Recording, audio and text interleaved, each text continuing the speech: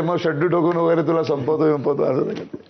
इतकं सिलेक्टिव्ह झालेलं असताना आपल्या मुलानं या क्षेत्रात यावं, ही त्याची इच्छा होती, तुमची इच्छा नाही, होती, नाही, माझ्या किंवा मुलाची, जरी माझ्या त्याची इच्छा असली तरी तुम्ही वातावरण तसं नाहीये काही सांगण्याचा प्रयत्न केलात? कारण बंजाराचा पण उल्लेख झाला, त्यानेच डिरेक्ट केलेली फिल्म आहे. हो, बंजारा माझा आता 16 मेला रिलीज होतोय. हा माझा मुलगा 12वी-13वी पर्यंत शिकत असताना सतत त्याची ओढ नाटक सिनेमाकडेच होती आणि मग तो हळूहळू सिनेमाचा अभ्यास करायला लागला. आणि मुलं हुशार आहेत आत्ताची पिढी, आणि नेटचा 2 प्रकारे वापर करता येतो. एक खूप चांगला वापर आणि खूप घाणेरडा वापर.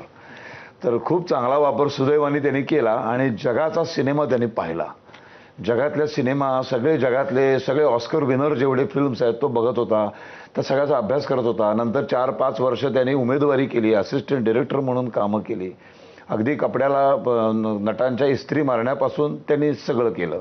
कारण मी त्याला सांगितलं होतं की हा कॅमेरा इथून उचलून तिथे न्यायची काय मेहनत असते, तो कसा त्याचं टेक्निक आहे, कसाही उचलता येत नाही, तो बरोबर ठेवून तो उचलावा लागतो. हे सगळं तू कर, हे सगळं फार गरजेचं आहे. म्हटलं मी नाटकात अभिनेता म्हणून काम करताना मला लाइटिंग करता येतं, मला म्युझिक ऑपरेट करता येतं, मला सेट लावता येतो, आणि ह्याचा सगळ्याचा मला अभिनेता म्हणून खूप उपयोग होतो.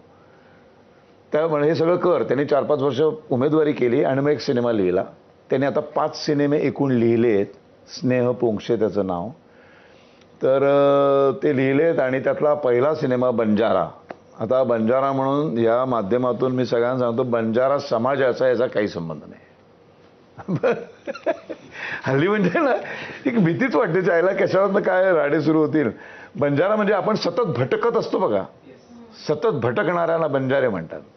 तशी 3 मित्रांची गोष्ट आहे. भरत जाधव, मी आणि सुनील बर्वे असे आम्ही 3 मित्र आहोत. आणि खूप वेगळी स्टोरी आहे. भारतातला मला तरी माहित नाही की आतापर्यंत 90% सिनेमा सिक्कीममध्ये शूट झालाय. अच्छा. हा पहिला सिनेमा आहे जो 90% सिक्कीममध्ये शूट झालाय. सगळ्यात हायेस्ट 11,000 काय फुटावरती, जिथून आपण असं बघितलं की चायना दिसतं, सिक्कीमचं टोप. इकडे भूतान, इकडे चायना, आणि खाली मिलिटरीचे लोकांच्या बंदुकांच्या रायफलची रिहर्सल चालू असते खाली. त्यामुळे मध्ये फडफड असे आवाज येत असतात. तर आम्हाला पूर्ण मिलिटरीच्या सगळ्या परवानग्या घेऊन आम्ही तिथे पोचलो. मरणाची थंडी मायनसमध्ये, आणि तिथं आम्ही क्लायमॅक्स शूट केला. तर शरदजी, नाटक असो किंवा आयुष्य असो, तुमची दुसरी इनिंग आता सुरू होते आहे आणि पहिल्या इनिंग प्रमाणेच दुसऱ्या इनिंगमध्ये सुद्धा तुम्हाला भरभरून